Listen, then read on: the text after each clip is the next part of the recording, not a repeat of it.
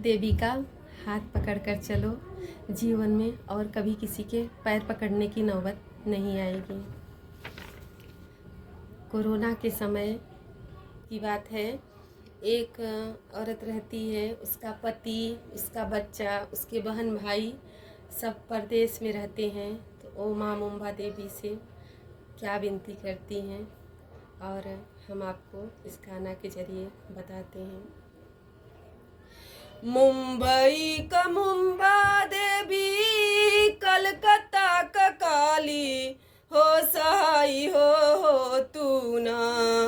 मैया पिया गए परदेसिया, हो सहाई हो तू ना। मैया पिया गए परदेसिया, हो सहाई हो तू ना। पहिला मंगन मांगी ती माथे का सिंदूरा, हो अमर कई दे तू ना। मैया पिया गए परदेसिया, हो सहाई हो तू ना। दूसरा मंगन मांगब माथे का बिंदिया, हो अमर कई दे तू ना। मैया पिया गए परदेसिया, हो सहाई हो तू ना। मुंबई का मुंबा देवी, कलकत्ता का काली, हो सहाई हो तू ना।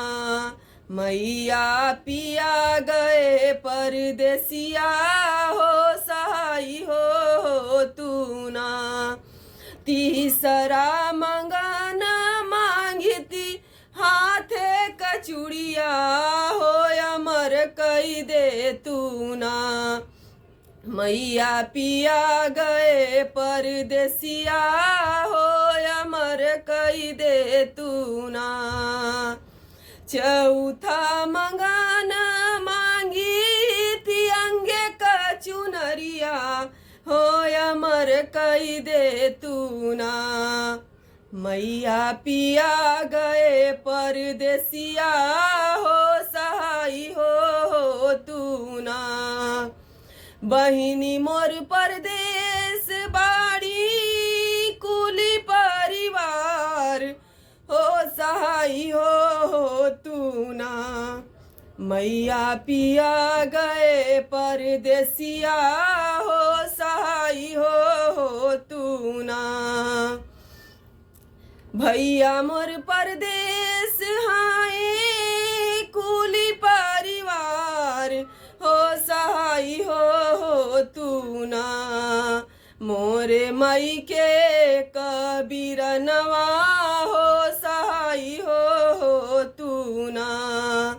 मैया हमारा भतीजवा, हो सहाई हो तू ना। सतवा मंगन मांगी थी गोदी का ललनवा, हो सहाई हो तू ना। मोर लाल फंसे परदेसिया, हो सहाई हो तू ना।